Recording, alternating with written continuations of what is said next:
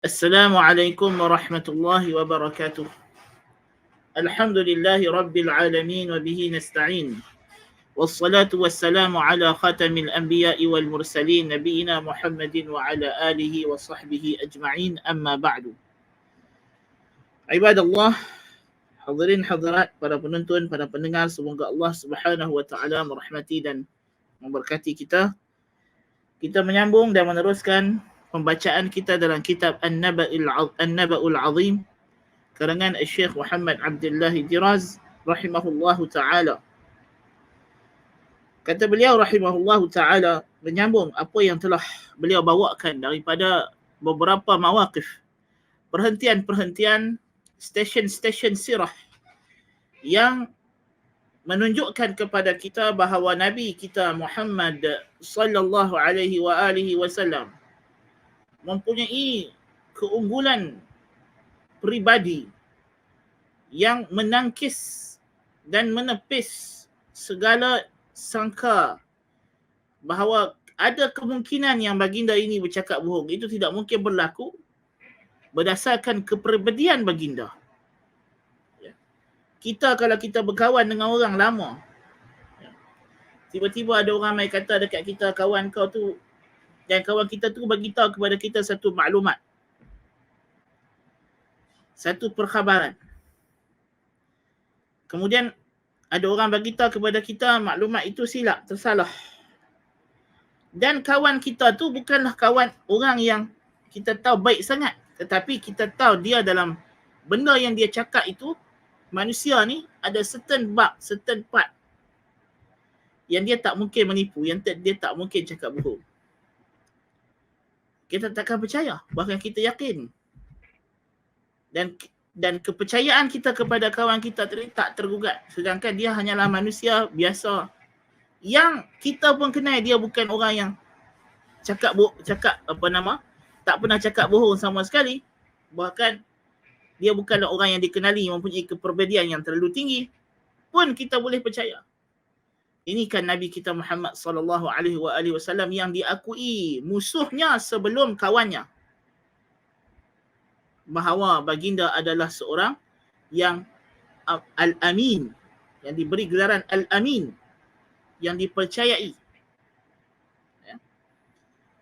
Jadi kata beliau rahimahullahu ta'ala, wa'lam, ketahui olehmu, annaka mahma azahta an nafsika rahat al-yaqini wa arkhaita laha anan al-syaki wa taraktaha taftaridu aswa al-furudi fil waqi'ati al-wahidati والحادثة الفذة من هذه السيرة المكرمة فإنك متى وقفت منها على مجموعة صالحة لا تملك أن تدفع هذا اليقين عن نفسك إلا بعد أن تتهم وجدانك وتشك في سلامة عقلك.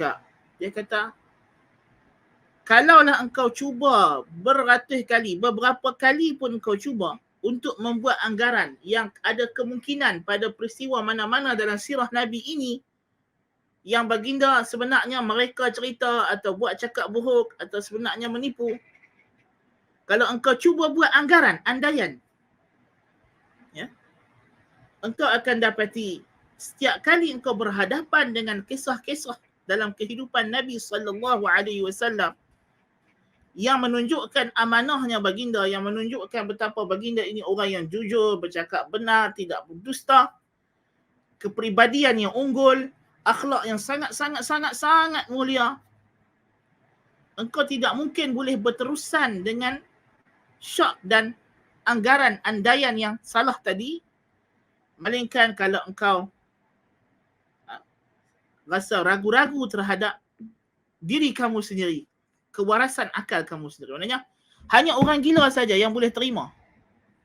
Jangan kata percaya, hanya orang gila sahaja yang boleh terlintas di pemikirannya yang Nabi Muhammad sallallahu alaihi wasallam ni ada kemungkinan bercakap bohong. Bukan kata tuduh, berkemungkinan. Kemungkinan pun tidak ada. Possibility adalah zero.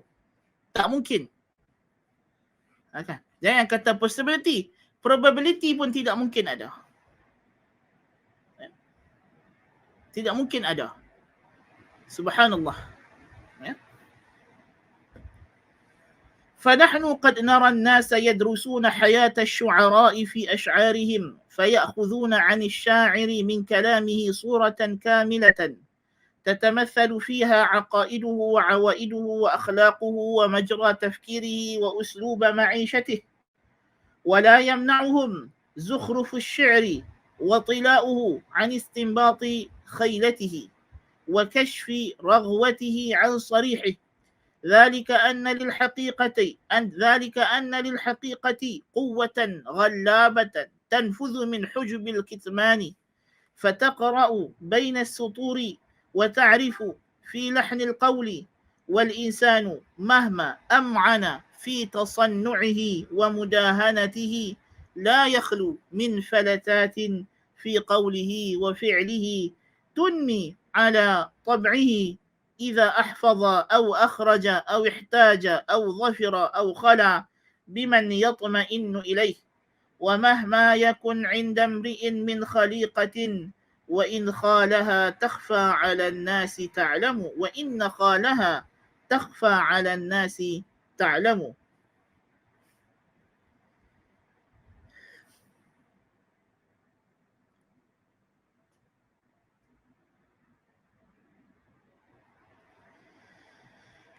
Dia kata, kesimpulannya dia kata, kita dapati orang yang mengkaji para penyair, ya, hanya dengan satu syair, satu rangka syair, satu qasidah yang dia karang, ya, tidak mungkin dapat disembunyikan di sebalik daripada syair itu orang dapat kaji akidahnya, adatnya, akhlaknya, cara dia berfikir, cara hidupnya, ya.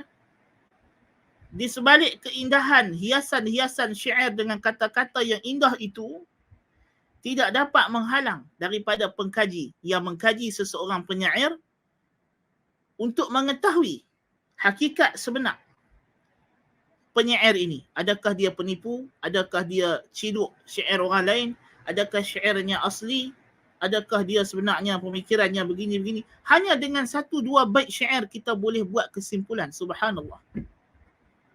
Dan kita tak jumpa pun penyair tadi. Kita tak pernah kenal dia pun secara berdepan-depan. Tapi di sebalik apa yang dia cakap, di sebalik latar peribadinya, kita boleh kenal dia. Ya. Kerana apa? Kerana kata musannif rahimahullahu ta'ala, hakikat kebenaran ini, dia ada kekuatan yang boleh mengalahkan segala yang lain. Yang boleh memancar keluar di sebalik tirai penyembunyian. Ya. Kerana seorang manusia ini, kod celah mana pun dia berpura-pura, dia pandai berlakon, buat-buat perangai dia, tunjuk kata dia baik depan orang, tak dapat tidak akan ada kegelinciran-kegelinciran tindak tanduk dan perkataan yang akan mendedahkan kepada kita hakikat sebenarnya. Sebab itu Allah Ta'ala kata berkenaan dengan orang munafiqin, فَلَا تَعْرِفَنَّهُمْ فِي لَحْنِ الْقَوْلِ. Kamu akan kenal mereka, wahai Muhammad, berdasarkan lenggok gaya cakap mereka. Lenggok gaya cakap pun kita boleh kenal dia ni siapa. Dia ni orang yang jujur, orang yang amanah, orang yang berpura-pura. Ya, kita boleh kenal. Allah Ta'ala janji Nabi akan kenal orang munafiqin dengan lahnil qaul, dengan lenggok cakap. Subhanallah. Jadi sebab itulah kita kata tak mungkin sepanjang 63 tahun hayat baginda Nabi SAW tidak terselah walaupun sedikit yang Nabi ni sebenarnya pembohong, charlatan. Tak mungkin. Siapa pun yang mendakwa dirinya jadi Nabi, Rasul palsu, ini lebih lagi Allah Ta'ala akan dedahkan. Sebab tidak logik Tuhan yang maha bergagah perkasa, maha berkuasa, maha bijaksana membiarkan seseorang datang dan mengaku sebagai wakilnya, lalu mengarah dan menyuruh, melarang dan menumpahkan darah atas nama Tuhan, dan Tuhan duk perhati, duk tengok, duk dengar dan tahu apa yang dia buat, dan Tuhan biar tak buat apa. Ini mustahil. Sebab itu ulama kata kalau seorang raja mengetahui tentang satu orang laki-laki pergi ke satu negeri ataupun satu kampung di bawah jajahan takluknya, dia mengaku kata dia adalah wakil daripada raja. Lalu dia memerintah kawasan tersebut atas nama raja, mengambil cukainya, mengambil hasil mahsul negeri tersebut atas nama raja tersebut, sedangkan dia ni adalah imposter, pembohong. Dan raja ini tahu tentang perkara tersebut, tapi dia tidak mengambil tindakan.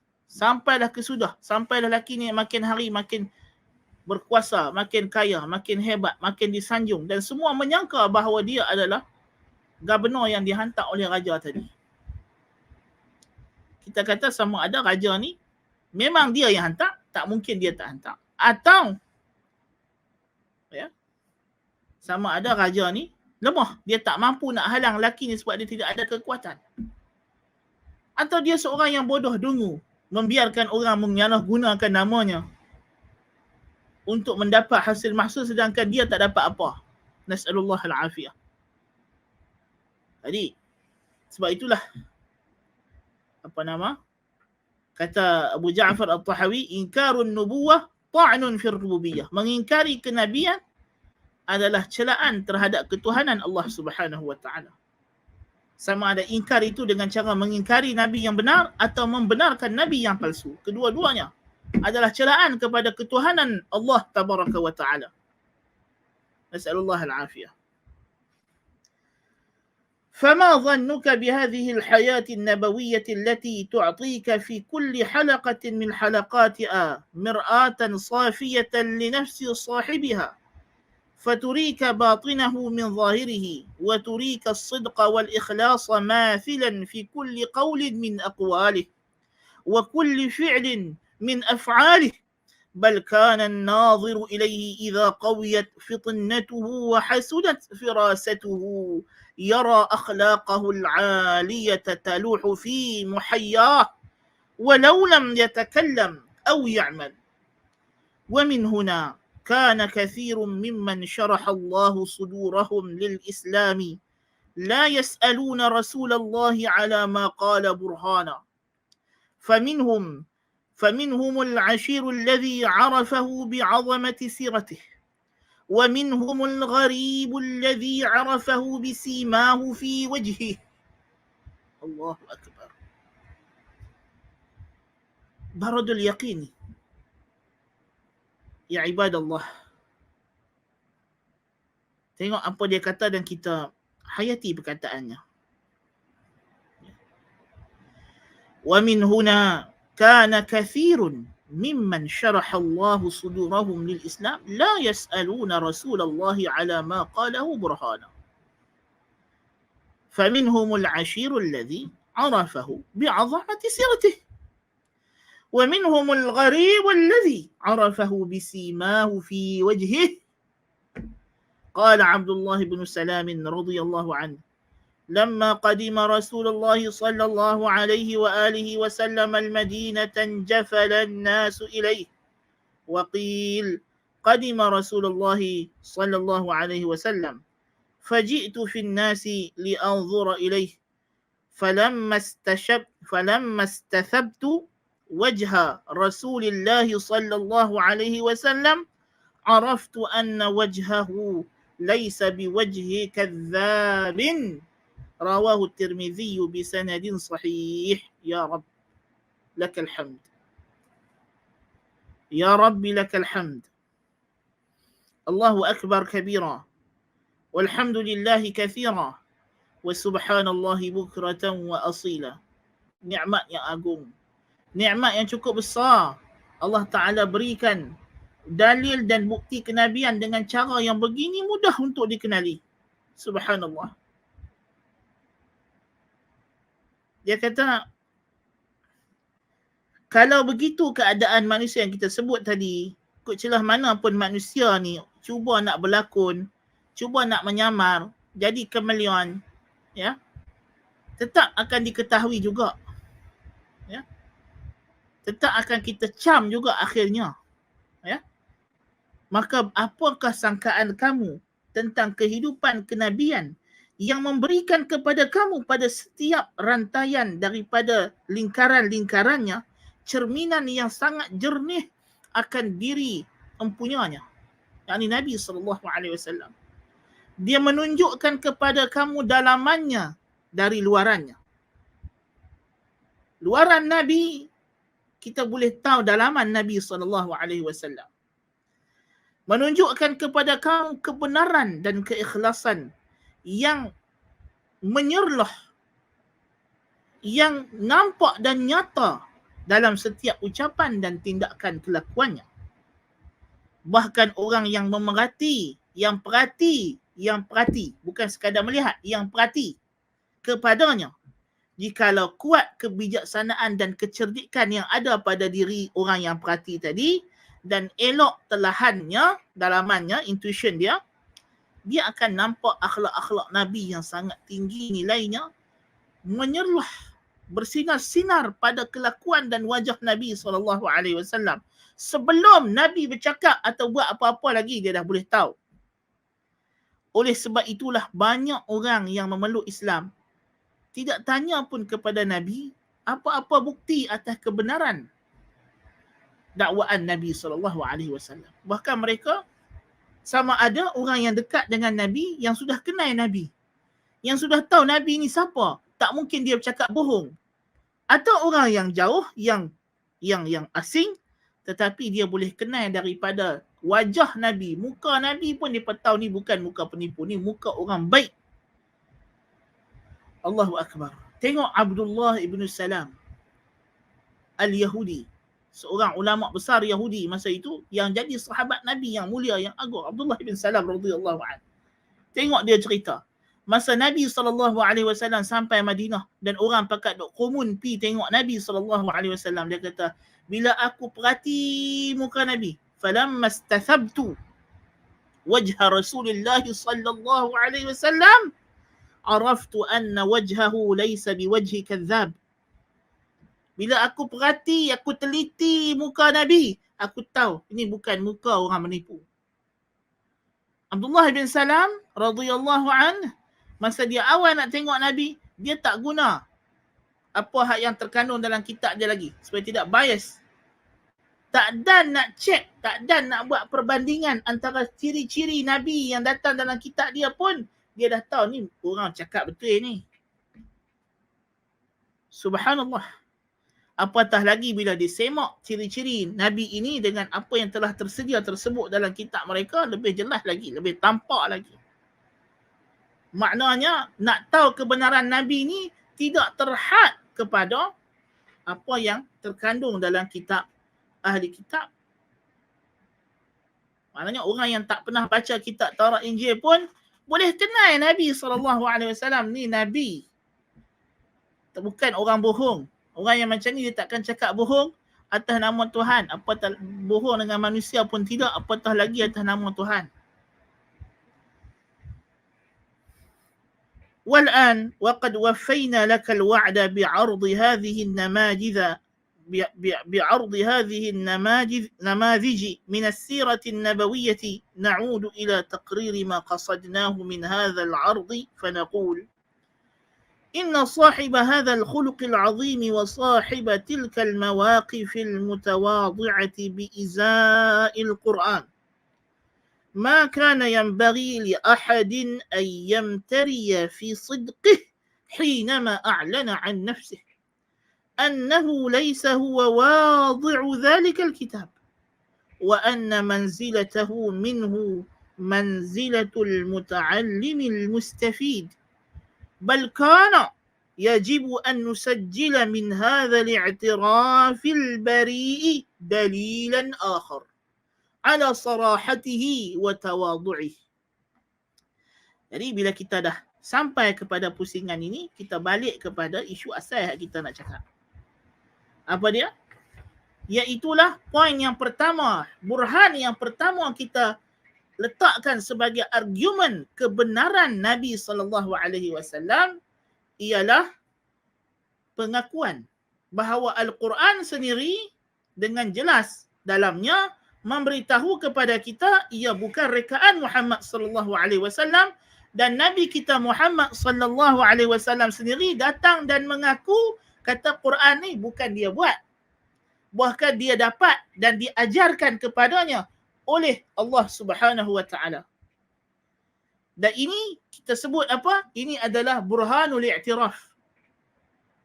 Dalil dari sudut pengiktirafan. Dia bukan dakwah, dia iktiraf, pengakuan, iqrar. Burhanul iqrar. Yang pertama ialah iqrar daripada Quran. Yang mana ini sebenarnya kita dah sebut daripada awal lagi sudah mencukupi untuk mengelakkan daripada segala sangka dan waham yang tidak betul tentang kitabullah. Sebab dia dah mengaku, selesai masalah. Kalau kita masuk mahkamah, orang yang bersalah kalau dia dah mengaku, selesai. Tak perlu lagi nak kena panggil saksi, bukti apa semua sebab dia dah mengaku. Dan orang yang mengaku tu pula kita dapati ciri-cirinya adalah orang yang jujur, yang bercakap benar. Dan tidak ada di sana unsur-unsur qarinah yang menunjukkan dia dipaksa atau dia ada nak sembunyi benda-benda tertentu. Semua kemungkinan ni kita sudah eliminate. Kan? Jadi kita dah datangkan kemungkinan. Kemungkinan apa? Yang pertama, kita kata kemungkinan Nabi SAW mendakwa kata Al-Quran ni bukan dia yang buat sebab nak dapat pengikut. Kita dah jawab kemungkinan ni memang tak masuk akal. Pasal apa tak masuk akal? Pasal Nabi SAW bukan sahaja menyampaikan Quran, dia juga menyampaikan sunnah yang merupakan kata-kata dia. Dan kita dapati para sahabat radhiyallahu anhum tak pernah membezakan Quran dengan sunnah dari segi hujjiyah. Salah satu sudut. Ya. Dan kemudian kalau kita nak kata Nabi SAW ni orang yang macam ahli politik yang nak buat manifesto palsu. Manifesto bukan kitab suci. Ya. Kita kata tak mungkin. Dengan situasi Nabi dengan Al-Quran, di sana ada uslub yang berbeza antara uslub Nabi dengan uslub Quran. Ya. Kita dah buat perbandingan ini yang menunjukkan Al-Quran datang daripada luaran. Bukan dalaman diri Nabi SAW. Kemudian akhlak-akhlak Nabi SAW yang menunjukkan baginda tak mungkin menipu dan berdusta. Allahu Akbar kabira. Jadi ini adalah hujah atau argumen yang awal. Daripada awal-awal kita sampailah kepada muka surat 55 dalam versi bahasa Arab ni. Ialah untuk establish burhanul iqrar. Dalil, bukti dari sudut pengakuan Al-Quran itu sendiri bahawasanya dia adalah daripada kalamullah, bukannya ciptaan ataupun rekaan Muhammad sallallahu alaihi wasallam. Oleh sebab itu tidak patut ada sesiapa pun yang rasa ragu atau tidak pasti atau was-was bila Quran sendiri bagi tahu kata dia adalah daripada Allah, bukan daripada rekaan Muhammad sallallahu alaihi wasallam. Bahkan kita jadikan pengiktirafan Nabi SAW yang begini jujur dan ikhlas. Bahawa bukan dia yang mencipta Al-Quran, bukan dia yang mereka Al-Quran. Bahawa Al-Quran ialah dituturkan oleh Allah. Ini satu lagi dalil sokongan. Satu lagi bukti yang nyata. Pengakuan Al-Quran itu sendiri, dalam Al-Quran sendiri itulah tersemat penyataan bahawa dia bukan rekaan Muhammad, bahkan turun kepada Ta'ala. Alif Lam Mim. Tanzilul kitab la raiba fihi min rabbil alamin.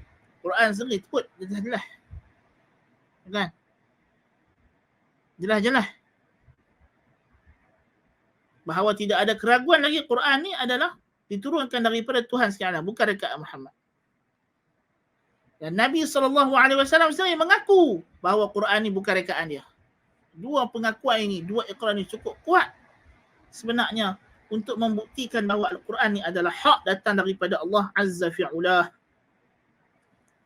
Baik.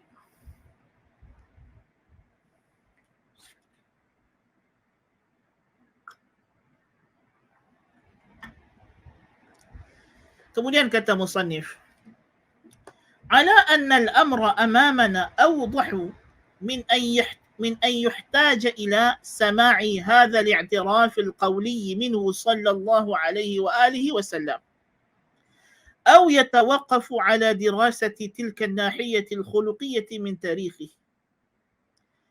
Pun begitu, kata pengarang lagi, sebenarnya kalaulah tidak ada pengakuan ini ataupun tidak ada kajian tentang akhlak Nabi sendiri, sebenarnya ini bukanlah mengurangkan dalil.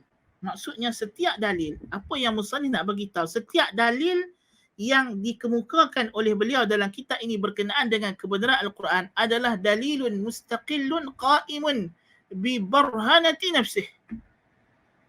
Dia adalah dalil tersendiri yang berupaya untuk establish diri dia sendiri. Subhanallah. Jadi dia kata kalau pun tidak ada pengakuan i'tiraf qauli itu, kita tak berhajat pun sebenarnya untuk dengar pengakuan tersebut. Dan tidaklah terhad pembuktian kebenaran Al-Quran itu dengan kajian terhadap sisi akhlak Nabi SAW. أليس يكفي للحكم ببراءة الإنسان من عمل من الأعمال أن يقوم من طبيعته شاهد بعجزه المادي عن إنتاج ذلك العمل؟ Bukankah sudah cukup untuk kita menghukum bahawa sesuatu perbuatan atau hasil kerja itu bukan perbuatan orang ini secara spesifik, dengan adanya dalil daripada tabiat dan perangai dan nature dia yang menunjukkan dia tak mungkin boleh buat benda ni. Ini satu lagi dalil yang Allah Ta'ala guna dalam Al-Quran untuk establish kebenaran Al-Quran, iaitulah Al-Quran bukan daripada jenis dalam kemampuan makhluk manusia maupun jin untuk membuatnya. Yang kita panggil al-ajzu anil itiyani bimithlih. Yang ini yang kita kata mu'jizah. Al-Quran mencabar orang untuk meniru dia, tapi tak mampu, tak boleh nak buat. So kelemahan makhluk untuk meniru kalamullah ini adalah dalil. Kalau nak tiru pun tak boleh, apatah lagi nak reka. Ayuhal ahbab ya ibadallah. Kalau nak tiru pun tak mampu, nak buat yang seumpama pun tak boleh, apatah lagi nak reka daripada awal. Kan? Kalau datang satu orang, dia mengaku, dia kata saya yang invent mikrofon ini. Tak susah, kita tak perlu suruh dia buat mikrofon satu lagi depan kita. Kita kata, nah, saya nak awak buka, lepas tu pasang balik. Cukup lah. Betul tak? Bukan susah. Kalau you kata you invent this kind of things, sepatutnya you ada dia punya kebolehupayaan untuk membuat yang seumpama dengannya. Ya. Satu orang datang, dia kata novel yang famous ini saya yang tulis. Kita kata tak apa, I nak you buat satu lagi novel yang lebih kurang sama standard dengan novel yang pertama. Jadi kalau nak buat yang sama standard pun dia tak boleh nak tiru, apatah lagi nak produce daripada awal. To invent lagi tak mungkin. Tak. Dia kata فَلْيَنْظُرِ الْعَاقِلُ هَلْ كَانَ هَذَا النَّبِيُّ الْأُمِّيُّ صَلَوَاتُ اللَّهِ عَلَيْهِ أَهْلًا بِمُقْتَضَى وَسَائِلِهِ الْعِلْمِيَّةِ لِأَنْ تَجِيشَ نَفْسُهُ بِتِلْكَ الْمَعَانِي الْقُرْآنِيَّةِ. Dia kata, hendaklah orang yang berakal berfikir dengan mendalam. Adakah Nabi yang ummi? Nabi SAW kita kena ingat, dia ummi. Tidak tahu baca dan tulis. Dia bukan orang yang berpelajaran. Bukan orang yang terdidik secara akademik. Ya? Adakah dia adalah ahli dengan keadaan situasi diri dia macam itu dan wasilah ilmiah yang ada di tempat dan zaman dia masa itu untuk membolehkan dia menghasilkan makna-makna yang terkandung dalam Al-Quran ini? Jadi benda yang kita kena perhati. Yang pertama, keupayaan Nabi sendiri. Dan yang kedua, zaman dia. Kerana Al-Quran ini nilai akademiknya mengatasi, melebihi daripada apa yang ada di zaman tersebut. Bukan sahaja dari segi bahasanya yang mengalahi, yang mengalahkan. Bahasanya yang mengalahkan. Semua para penyair dan ahli-ahli balaghah dan fasahah manusia dan jin. Tetapi isi kandungannya, hukum hakam yang dia sebut, cerita-cerita yang dibawa oleh Al-Quran, pemberitahuan-pemberitahuan, guidance, panduan-panduan yang Al-Quran sediakan, irsyadat Al-Quraniyah. Al-irsyadat, al-irsyadat Al-Quraniyah. Ini penting. Yang mana al-irsyadat Al-Quraniyati salihatun li zamanin mustaqbal, li azmanin mustaqbalatin madidatin ba'da zamani nuzuli. Panduan, guidance Al-Quran ini terpakai dan masih laku dan masih lagi mengatasi apa jua garis panduan untuk zaman-zaman yang mendatang, untuk tempoh masa yang begitu panjang setelah zaman penurunannya. Subhanallah.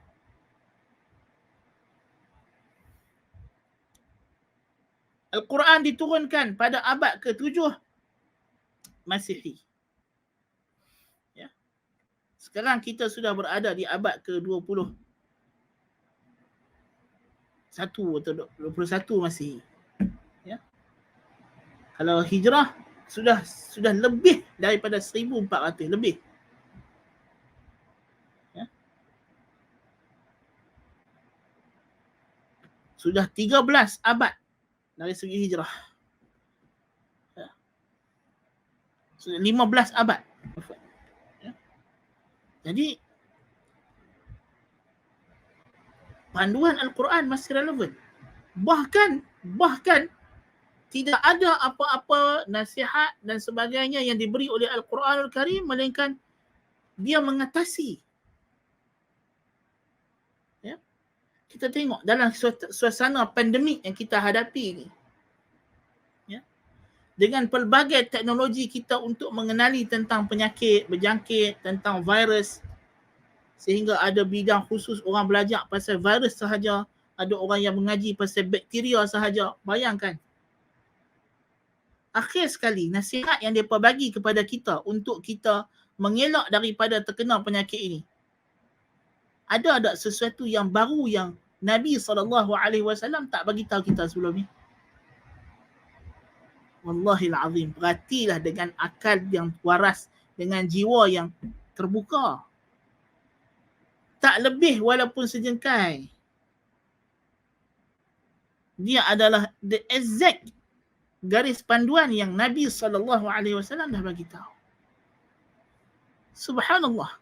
Adakah lebih ajaib daripada ni? Masih tidak nampak lagi ke kebenaran Al-Quran dan Islam? Ya? Dengan kemajuan teknologi, dengan pelbagai virus yang datang, ya, dari sebelum ni dengan sesama burung, Ebola, apa semua ni, nasallallahu al-afiyah, sampai pada COVID, SARS-CoV-2 ini. Cara untuk mengelak penyakit berjangkit masih lagi sama macam yang Nabi SAW ajak kepada kita. Tak ada kurang walaupun sikit. Tak. Maksudnya apa yang diberitahu oleh Nabi itu bertepatan dengan realiti dan sentiasa akan tepat dengan realiti, kerana yang bagi tahu itu ialah Tuhan yang mencipta virus itu. Ebola ke, virus apa ke, daripada zaman dulu sampai zaman last, semua penyakit berjangkit ni pencipta dia satu, Allah. Maka garis panduan yang datang daripada Allah adalah yang tepat dan nyata. Subhanallah. Subhanallah. Itu kalau kita ambil satu contoh. Ya. Perubatan-perubatan yang disyorkan oleh Nabi SAW penggunaan madu, habatus sauda dan macam-macam. Yang orang tak pernah tahu zaman dulu. Tapi adakah dia ketinggalan zaman atau semakin maju? Semakin maju, tuan-tuan. Semakin orang mengkaji. Hari ini kita ada center khusus untuk mengkaji kebaikan dan fungsi kencing unta untuk merawat penyakit. Kan? Especially dalam macam-macam penyakit lah, kanser dan sebagainya. Kajian secara saintifik, ya. Susu unta, kencing unta dikaji. Subhanallah. Ya. Yang mana ilmu tersebut di zaman Nabi SAW mungkin dia ilmu pengetahuan yang dikongsi oleh ramai manusia. Tapi pada zaman kita dia dah jadi satu ilmu yang terhad kepada golongan tertentu. Kerana orang dah semakin hari semakin, dalam bahasa yang kasar sikit, minta maaf sebut, semakin hari semakin bodoh. Manusia bukan semakin hari semakin pandai. Tidak. Kita ni semakin hari semakin ke bawah. Semakin menuju kepada kesudahan. Kita menuju ke garis penamat. Alam ini menuju kepada garis akhirnya. Termasuklah kita. As a species, sebagai satu kind, kita semua ini menuju kepada kepupusan yang akan berakhir dengan kiamat. Jadi kita tak boleh expect manusia semakin hari semakin pandai. Kaum Nabi Thamud boleh bina rumah daripada batu gunung tu dipahat jadi rumah. Teknologi yang tak mungkin boleh dibuat zaman sekarang. Nak dibanding dengan kehebatan, kepandaian dan teknologi yang dimiliki oleh kaum Thamud dengan teknologi kita lah ni, tak boleh dibandingkan. Ya. Ini manusia kalau dibanding zaman dahulu dengan zaman sekarang, jauh beza, kepandaian mereka semakin merosot. Ya. Jadi kalau kita lihat apa yang diberitahu oleh Al-Quran itu adalah pengetahuan-pengetahuan yang sangat, kita kata sangat-sangat berharga. Ya. Contoh-contoh yang diberi Al-Quran ialah evergreen.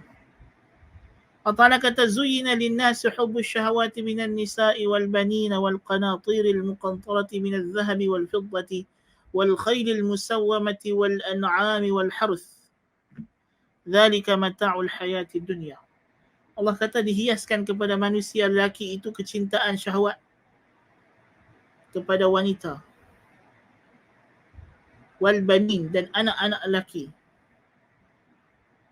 Wa qana apa nama zina linas hubbu syahawati minan nisa'i wal banina wal qanatiril muqantarati minaz zahabi wal fiddah, dan berkati-kati emas dan perak. Wal khayl, dan kuda-kuda dan binatang ternak dan cucuk tanam. Sampai sekarang, walaupun kita sekarang ni di abad 21 Masihi, teknologi macam-macam, tetapi inilah dia barang-barang yang dianggap berharga, yang kalau ada manusia tu kira kaya. Bini ramai, anak lelaki ramai, rata berkepuk-kepuk, emas dan perak ratanya yang paling penting. Ya. Kuda, binatang yang paling mahal boleh dimiliki oleh manusia hari ini, kuda. Ada kuda, orang kaya. Kan? Walaupun zaman kita dah ada kereta, kapal terbang apa semua, tapi still kuda menandingi semua benda ni. Wal khaylil musawwat wal an'am, binatang ternakan, lembu, kambing. Wal harth, cucuk tanah, kebun-kebun.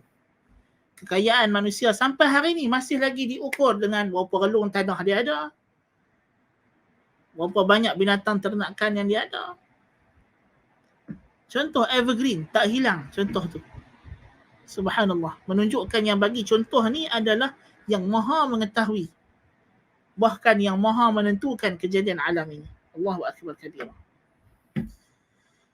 Jadi poin dia, bolehkah Nabi SAW yang ummi, yang tidak tahu baca, tak tahu tulis, hidup dalam suasana zaman tersebut yang tidak ada akses kepada ilmu pengetahuan ya, yang mendalam. Nabi datang daripada golongan Arab, Mekah, dan Nabi tak pernah keluar daripada Mekah melainkan setelah Nabi jadi Nabi, Nabi hijrah ke Madinah. Nabi tak pernah hidup dengan orang Rom, Farsi. Ya. Subhanallah. Kalau Nabi pergi ke Syam pun hanya berniaga sebentar, sekejap. Ya. Nabi tidak pernah duduk berguru dengan mana-mana pendeta atau rahib. Hanya berjumpa sekejap. Pendeta Bahirah.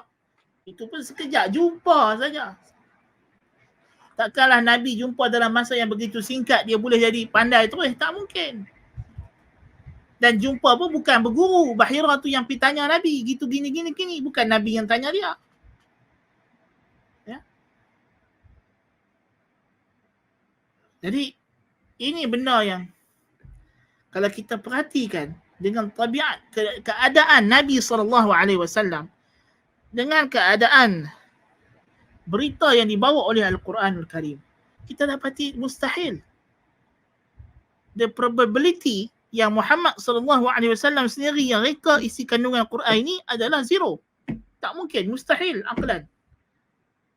Wa'adatan. Akal dan adat mengatakan mustahil untuk Muhammad SAW yang mereka sendiri isi kandungan Al-Quranul Karim ini. Ya.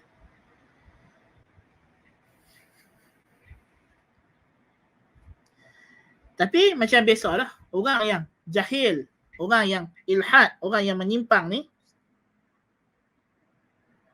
sentiasa akan ada keraguan-keraguan yang tidak munasabah. Sebab mereka ni banyak falasi dan full of fallacies.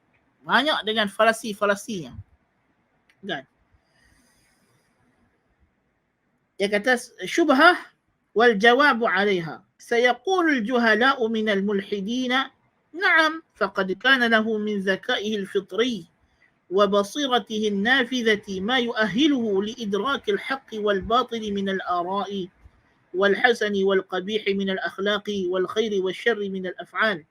حتى لو أن شيئا في السماء تناله الفراسة أو تلهمه الفطرة أو توحي به الفكرة لتناوله محمد بفطرته السليمة وعقله الكامل وتأملاته الصادقة. Ini syubhat golongan philosophers, atheist yang mengingkari kenabian. Dia berkata, ya boleh jadi Muhammad SAW mencapai perkara ini melalui fitrahnya yang sejahtera dan kecerdikannya. Kalau Nabi ni seorang yang genius, orang yang bijak, IQ-nya tinggi, tak mustahil dia boleh dapat semua maklumat ini daripada pemikirannya dan pemerhatian dan kajiannya sendiri, dia berkata. Dia boleh membezakan akhlak yang baik dan buruk, mana yang baik, mana yang tak elok. Kalau ada sesuatu yang di langit boleh dicapai dengan firasah ataupun ilham fitrah atau wahyu pemikiran, tentulah Muhammad orangnya yang boleh mencapai perkara ini dengan fitrahnya yang sejahtera, akalnya yang sempurna dan pemerhatiannya yang benar. Jadi syubhat dia. Dia kata Muhammad boleh istinbat dengan akal dia kata. Sebab dia orang bijak, orang cerdik. Sebab itu orang putih bila mereka nak puji Nabi, mereka puji dengan cara menghina.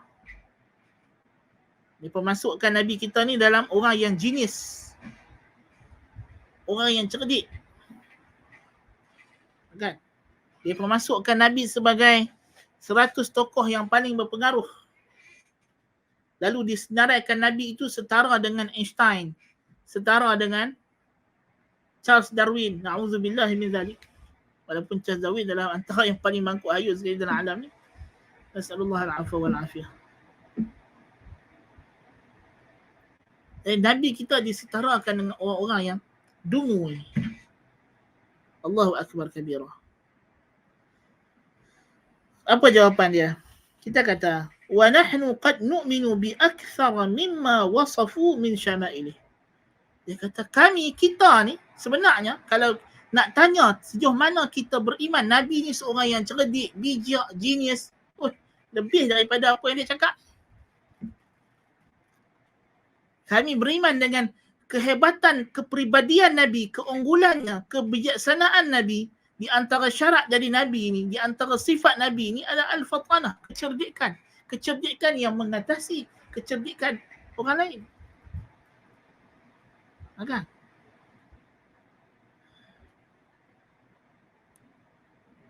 Jadi, memang kita beriman dan kita percaya sifat yang dia sebut ni. Tetapi, walakinnana nas'al. Tapi kita kena tanya. Nak tanya. Satu persoalan di sini muncul. Hal kullu ma fil Qur'ani mimma yastanbituhu al-aqlu wat-tafkiru wa mimma yudrikuhu al-wujdanu wasyu'ur? Adakah Al-Quran ni daripada awal suratul Fatihah sampai habis surah An-Nas adalah perkara yang hanya diperolehi dengan pemikiran akal? Ambil Quran, tuan-tuan. Ya, bagi orang yang ada ilmu, bagi orang yang dah mengaji dan sebagainya, ada kemahiran. Ya.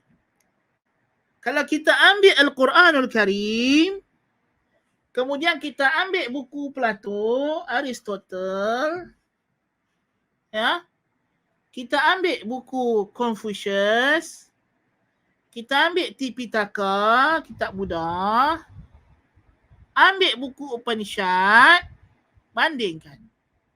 Tak sama langsung, tuan-tuan. Ya. Tak sama langsung. Perbicaraan Al-Quran tentang ketuhanan, tentang kenabian, tentang alam ghaib, tentang akhirat, tentang akhlak, tentang undang-undang. Subhanallah. Beza dengan buku-buku yang memang berteraskan kepada pemikiran penulisnya sahaja. Tak sama langsung. Ya. Nak banding dengan The Republic yang ditulis oleh Plato, The Politics yang ditulis oleh Aristotle, dengan undang-undang siasah yang dibawa oleh Al-Quran dan Sunnah, jauh beza. Bagaikan syurga dengan neraka. Bagaikan kemarau, musim kemarau dengan musim hujan. Tak sama, tuan. Jauh beza. Ya? Dalam Al-Quran ada maklumat-maklumat yang di luar daripada capaian pemikiran akal, penelitian akal. Maklumat yang detail yang akal tak boleh bagi. Ya? Kerana akal ni fungsinya hanyalah membuat analogi. Ada benda-benda yang kita namakan sebagai ghaib yang akal tak boleh capai hakikatnya. Ya? Akal tak boleh capai hakikatnya. Akal hanya boleh buat kesimpulan. Sebab itu kita tengok hari ni kajian-kajian sains.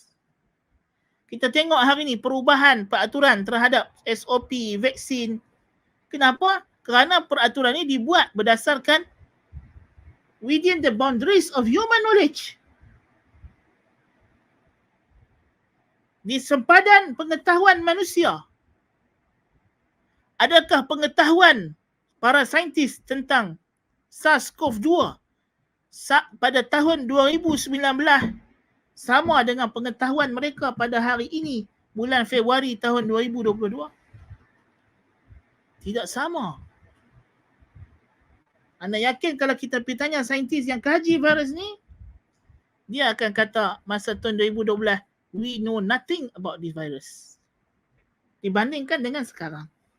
Dan demikianlah setiap kali datangnya varian yang baru, setiap kali penemuan baru, kita akan rasa kita tak tahu apa-apa sebelum ni.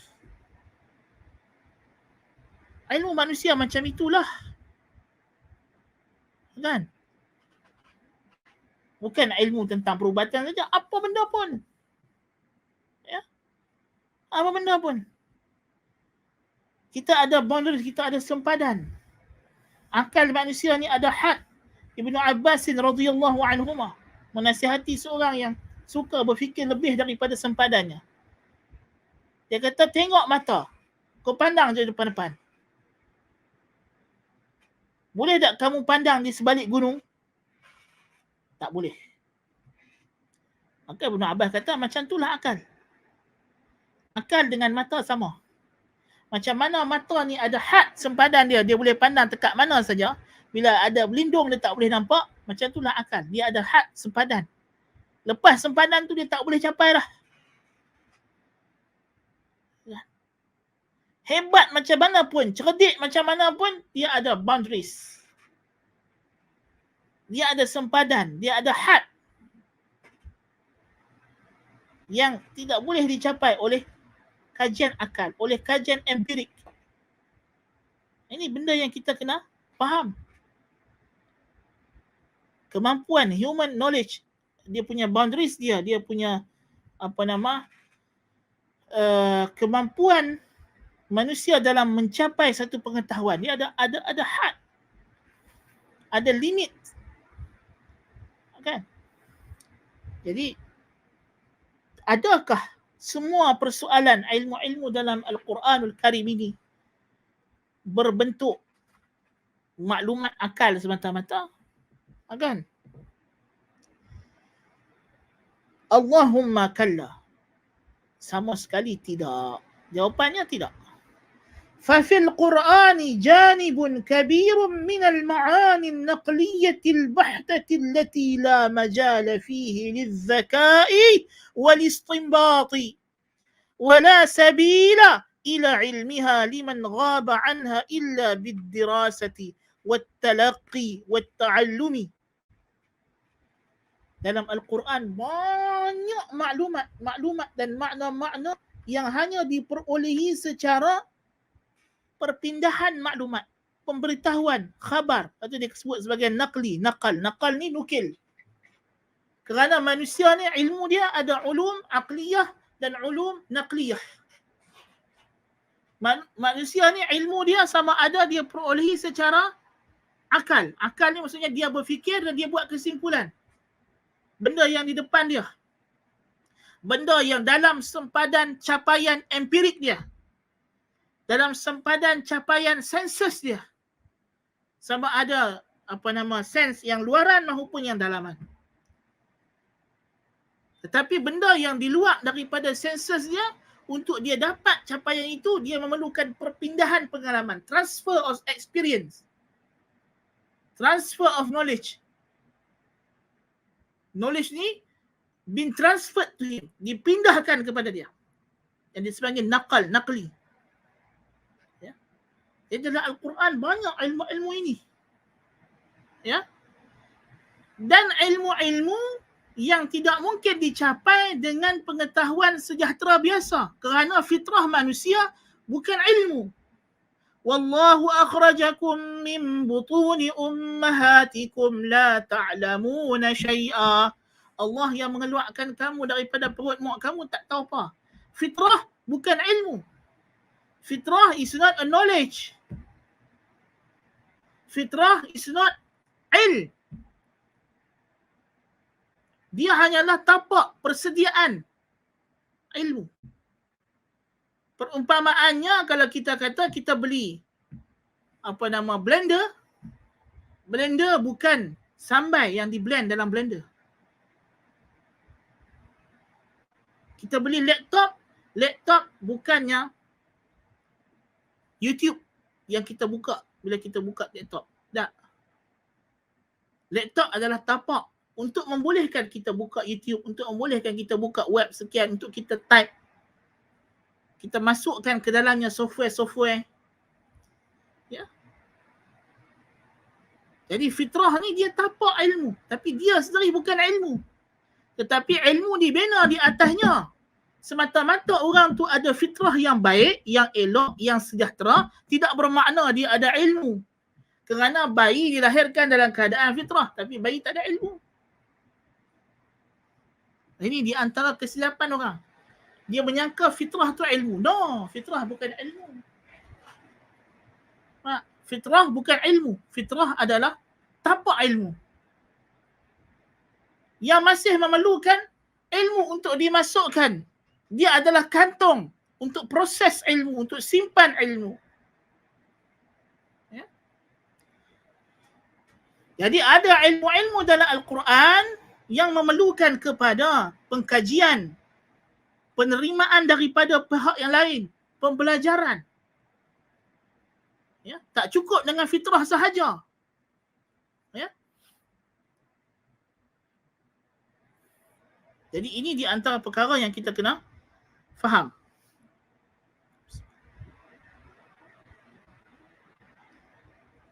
Dan mungkin kita boleh kata syubhat ini dibina di atas salah faham konsep fitrah itu sendiri.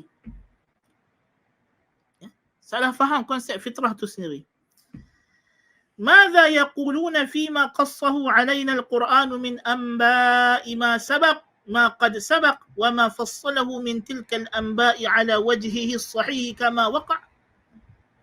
Antaranya cerita-cerita umat terdahulu yang telah berlaku yang diceritakan dengan detail terperinci. Ya. Yang ini tak mungkin kita dapat dengan istinbat dan kajian empirik. Betul tak? Sebab itu kita tengok kajian-kajian paleontologi yang mengkaji rangka-rangka fosil-fosil yang ditemui ini. Majoritinya adalah imajinasi. Betul tak? Dia jumpa fosil tulang kepala tang sini, tulang kaki ujung sana. Tulang tangan di bawah bukit. Kan?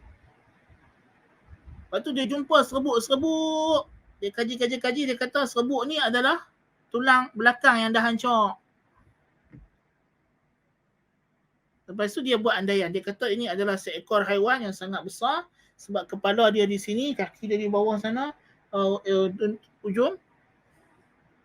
Dia jumpa hak tu saya. Dia jumpa hakikat yang dia jumpa ialah yang dalam capaian empirik dia ialah rangka ini di tempat yang berbeza.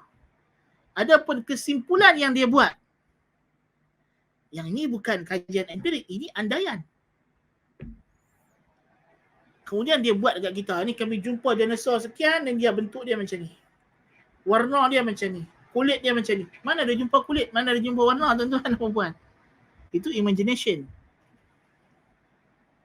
Kan? Pasal benda yang macam ni bukan boleh dapat dengan semata-mata kita jumpa tepi jalan, tak.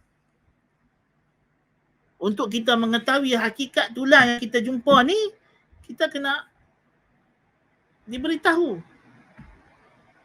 Kan?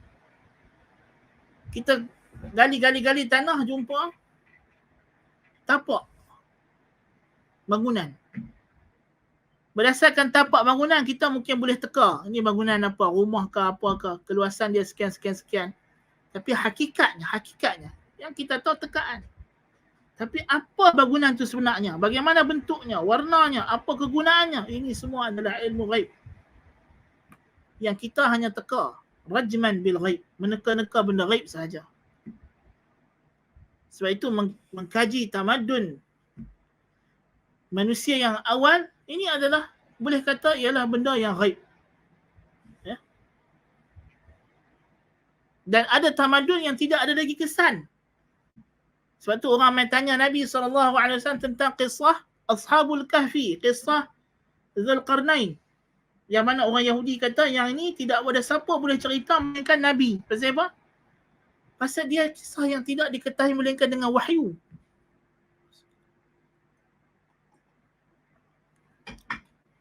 Ya. Hanya kisah yang Nabi saja boleh cerita sebab dia hanya boleh diketahui dengan wahyu. Kewujudan raja namanya Zulqarnain, walaupun dulu dia memerintah daripada timur ke barat dunia, tapi tidak ada tinggalan lagi untuk kita kaji. Dia benda yang berlaku pada masa lampau. Kan? Jadi ini juga kita kena hadkan sejauh mana ilmu arkeologi ini. Walaupun kita tak nafikan, dia manusia boleh mencapai dengan kesimpulan yang sahih, dengan qiyas yang sahih. Ada cara untuk kita dapat tahu benda ini. Tetapi detailsnya, perincian. Ya. Perinciannya. Katalah kalau kita jumpa gua Ashabul Kahfi pun, perincian bahawa anjing tu duduk di mana, masa mereka tidur tu mereka beralih-beralih. Ini semua tak ada dalam semata-mata kita jumpa angka mereka, tuan-tuan dan puan-puan.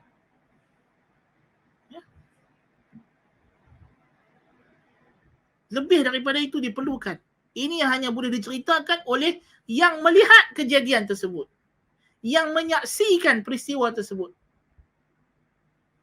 Jadi dalam Al-Quran banyak cerita-cerita kejadian masa lampau yang perinciannya hanya boleh diceritakan kepada kita, yang hanya boleh dipindah kepada kita, hanya yang menyaksikan peristiwa tersebut, yang tahu secara detail kejadian tersebut. Allahu Akbar kabir.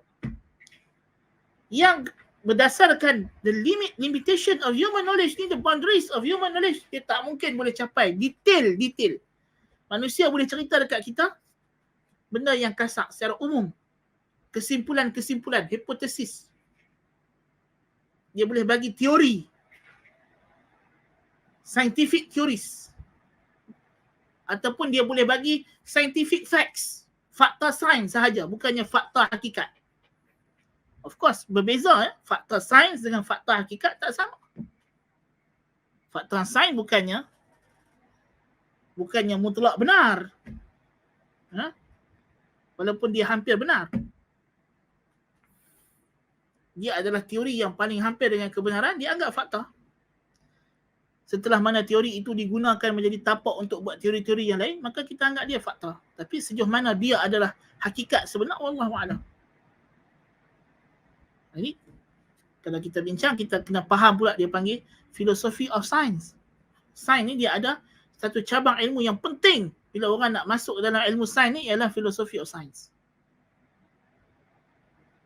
Kalau saintis tak belajar philosophy of science, dia akan nanti rasa diri dia tahu semua benda padahal dia tak tahu. Nasallallahu al-afiyah. Dan dia tidak akan boleh buat kajian tu dengan tepat, dengan betul. Melainkan dia tahu philosophy of science. Dan dia kena ikut cabang philosophy of science yang betul, yang telah dipastikan tepat dengan garis panduan Islam juga. Dan ini kita akan balik lagi, tarik ke belakang, ialah berkenaan dengan epistemologi, al-manhajul ma'rifi, methodology of knowledge. Macam mana kita nak faham knowledge itu, human knowledge, apa dia punya nature, apa dia punya boundaries, apa dia punya sources. Ini semua penting. Dalam kita nak berhadapan dengan wahyu ini, kita kena sedar diri kita siapa. Sebab tu orang sufi dulu kata, man arafa nafsahu arafa rabbah. Siapa kenal diri dia, dia boleh kenal Tuhan dia. Kalau dia kenal dia ni, betapa kerdilnya dia, hinanya dia, makhluknya dia, maka dia akan nampak keagungan Tuhan dia. Walaupun ayat ni orang wahdatul wujud ambil pakai, tapi bohong. Orang wahdatul wujud yang paling tak kenal diri dia, paling tak kenal Tuhan dia. Kalau dia kenal diri dia, dia takkan kata dia dengan Tuhan sama. Na'udzubillah min zalik. Ini kejahilan yang paling bongok sekali. Nasallallahu al-afwa wal-afiyah. Ya. Dalam Al-Quran, banyak kisah-kisah terdahulu yang diperincikan secara sahih, tepat, seperti mana ia berlaku.